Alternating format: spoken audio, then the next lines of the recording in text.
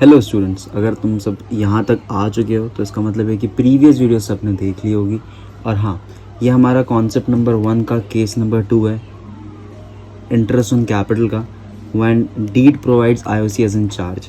कभी भी अगर IOC as a charge provide करेंगे तो वहाँ पे क्या सिचुएशन होने वाली है, क्या कैलकुलेशन होगी, वो सारी चीज़ हम यहाँ पे देखेंगे। जब ऐसा कोई सिचुएशन आता है कि जब पार्टनरशिप डीड के अंदर आईओसी दे के रखा है एज अ चार्ज, तो उस जगह पे होगा in such case full interest is provided to the partners whether the firm is in profit और लॉस। अगर इस सिचुएशन में पार्टनरशिप डीड के अंदर अगर कोई भी interest on capital as charge दे के रखा हुआ है तो सारे जितना भी इंटरेस्ट होगा, full interest is to be provide to the partners. Partners के अंदर पूरा का पूरा इंटरेस्ट चला जाएगा, पार्टनर्स को पूरा का पूरा इंटरेस्ट चला जाएगा, भले ही कंपनी जो फर्म होगी हमारी वो प्रॉफिट में हो या वो लॉस में हो।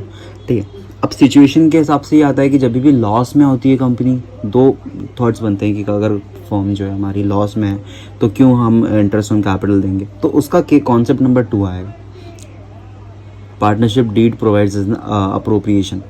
तो वो अलग चीज़ आएगी। ठीक है, अभी यहाँ पे ये देख के रखा है कि अगर प्रॉफिट में भी है, अगर लॉस में भी है, तो आईओसी को किस सिचुएशन से हमें बांटना है। इससे पहले अगर नहीं दिया हुआ है, इससे पहले वाला कॉन्सेप्ट ये था, केस ये था, इससे पहले वाला केस ये था कि अगर पार्टनरशिप डीड के अंदर पार्टनरशिप डीड ही साइलेंट है, मतलब है ही नहीं, तो उस सिचुएशन में हम दे ही नहीं रहते इंटरेस्ट ऑन कैपिटल। लेकिन इस बार पार्टनरशिप डीड भी है और उसमें आईओसी भी दिया हुआ है, तो इस सिचुएशन में हमें देना पड़ेगा, भले ही वो प्रॉफिट में हो, भले ही वो लॉस में हो। तो इलस्ट्रेशन नंबर 1 देखते हैं हम इसके अंदर का। इलस्ट्रेशन नंबर 1 दिख रहा है सबको। C and D are partners in a firm with capital of 6 lakh and 4 lakh rupees. The deed provides IOC as in charge at 5% per annum. Profit of the year 31st March 2029 amounted to 90,000. Profit sharing ratio है 2:3। देखो, C और D partners थे और 6 लाख और 4 लाख इनका capital था। IOC दे के रखा है 5% पर एनम, ये डीड होगा तभी IOC दे के रखा होगा, राइट। और प्रॉफिट कितना है इनका, प्रॉफिट है 90,000। तो अगर मैं यहाँ पे अमाउंट बताऊँ कि किस तरीके से हमें फिलिंग करनी है, तो यहाँ पे हम फिल करेंगे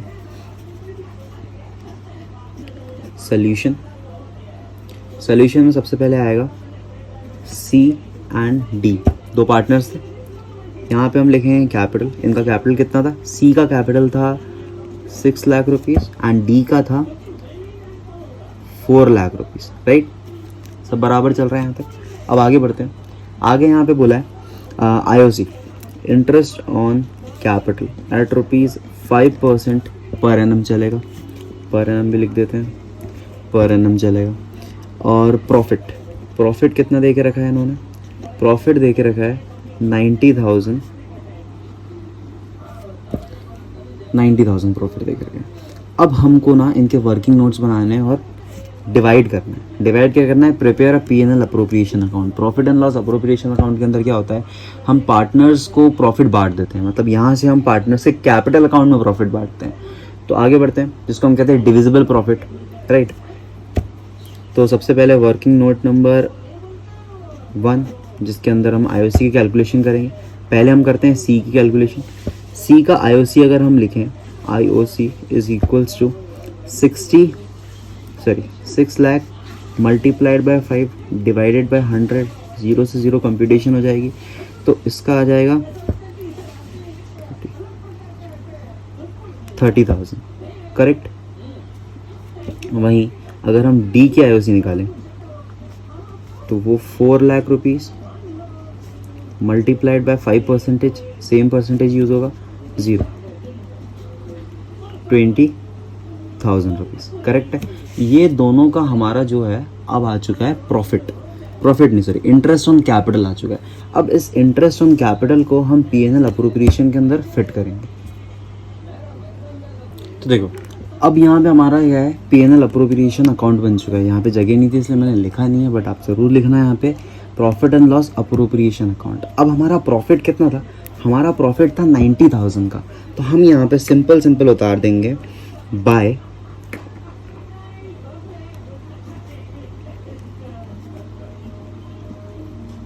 नेट प्रॉफिट, या हम ये भी लिख सकते हैं बाय प्रॉफिट ब्रॉट डाउन। और यहाँ पे आ जाएगा हमारा 90,000 का अमाउंट, करेक्ट है। और यहाँ पे अब मेरी बात ध्यान से समझना, ये जो साइड होती है ना ये पूरी लाइबिलिटी की होती है और ये जो साइड होता है पूरा एसेट्स का होता है। तो प्रॉफिट हमारे लिए एसेट हुआ, राइट। लेकिन वहीं अगर मैं बात करूँ ये साइड की जहाँ पे लाइबिलिटी है, मतलब हमारे ऊपर किसी की ऑब्लिगेशन है कि हमें ये अमाउंट उन्हें पे करना है, राइट। तो आईओसी क्या है, हमारे ऊपर एक ऑब्लिगेशन है कि हमें ये पैसा किसी को पे करना है। किसको पे करना है, हमारे खुद के पार्टनर्स को, राइट। अब पार्टनर्स को पे करना है तो हम यहाँ पे डाल देंगे to partners interest on capital, interest on capital. Partner कौन है, सी एंड डी। तो सी का जो कैपिटल है इंटरेस्ट ऑन कैपिटल वो 30,000 है एंड डी का जो है वो 20,000, 30,000 20,000, राइट। नीचे एक लाइन खींच देंगे ताकि हम इसका टोटल यहाँ लिख सके। टोटल 50,000 का है, राइट। अब यहाँ पे एक बात समझना है ध्यान से कि अकाउंट को बंद कैसे करें। जिस भी साइड का टोटल ज़्यादा होता है हम उस साइड का क्या करते हैं, अमाउंट बांट देते हैं। जैसे हाँ, तो अभी मैंने बोला कि अकाउंट हम क्लोज कैसे करते हैं, तो मैं अभी बताता हूँ अकाउंट क्लोज कैसे होगा। सिंपल देखना कि ज़्यादा अमाउंट कहाँ पे आ रहा है। ज़्यादा अमाउंट हमारा यहाँ पे आ रहा है 90,000 का, राइट। तो मैं यहाँ पे 90,000 लिख दूँगा। जो अमाउंट यहाँ पे ज़्यादा उसमें आया है उसको हम सेम यहाँ डेबिट साइड में कर देंगे। क्या करेंगे यहाँ 90,000। अब दोनों साइड का ज़्यादा वाला अमाउंट हमने लिख दिया, करेक्ट। लेकिन बैलेंस कहाँ पे आ रहा है, बैलेंस कहाँ पे आ रहा है का मतलब है कि कहाँ पर अकाउंट कम दिख रहा है। डेबिट साइड में कम दिख रहा है। यहाँ पे कितने का शॉर्टेज है, शॉर्टेज 40,000 का है। तो हम ये 40,000 को क्या बोलते हैं, प्रॉफिट। तो बुक के फॉर्मेट के अकॉर्डिंग हम यहाँ पे ये बोल सकते हैं टू पार्टनर्स कैपिटल अकाउंट, क्योंकि ये जो बैलेंस होता है ना ये उनके कैपिटल अकाउंट में ट्रांसफ़र होता है। और अगर हम बात करें क्या लिखना चाहिए यहाँ पे, तो वो खुद से भी लिख सकते हैं।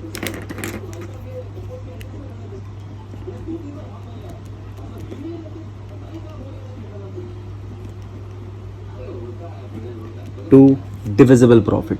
डिविजिबल प्रॉफिट क्यों, क्योंकि हम ये जो पैसा है वो पार्टनर्स के प्रॉफिट में ही जा रहा है ना। कैपिटल क्या हुआ, हम यहाँ पे क्या कर रहे हैं, पीएनएल अप्रोप्रिएशन में क्या कर रहे हैं, पार्टनर्स को प्रॉफिट बांट रहे हैं। तो हम यहाँ पे डिविजिबल प्रॉफिट लिखते हैं। बुक के फॉर्मेट के अकॉर्डिंग भी सही है और ये भी सही है, बोर्ड में कोई नंबर नहीं कटने वाले। यहाँ पे सी और यहाँ पे डी। सी का कितना होगा और डी का कितना होगा। तो देखो अब इसकी कैलकुलेशन कहाँ करें, क्या करें। देखो 40,000 का बैलेंस है, मैं अगर यहाँ पे जगह दिख रही है तो मैं यहाँ पे एक्सप्लेन कर देता हूँ।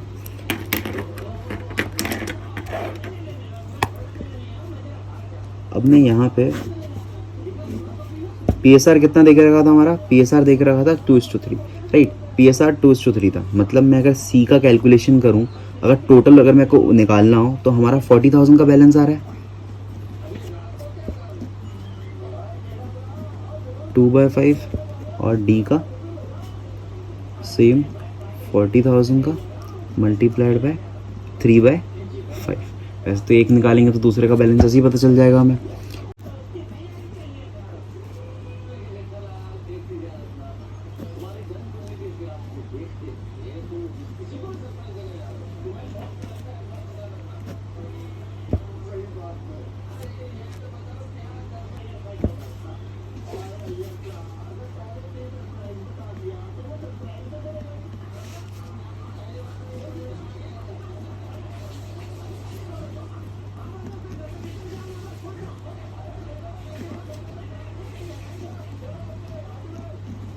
थोड़ी जगह की कमी थी लेकिन हमने यहाँ कर दिया है।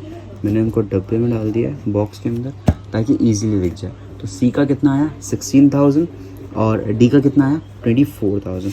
तो मैं इसकी फिलिंग यहाँ पे कर रहा हूँ, अलग अलग पेन से नहीं करना है। तो मैं दिखे इसलिए मैंने इस पेन से करा है, बाकी पूरा जो है ब्लू पेन से ही बनना चाहिए। टोटल आ गया 40,000। तो 50 + 40 90,000, 90,000 बैलेंस हो गया, अकाउंट क्लोज हो गया। यहाँ पर हमारा ये क्वेश्चन होता है ख़त्म। अगर स्क्रीनशॉट लेना है तो यहाँ से स्क्रीनशॉट ले सकते हो।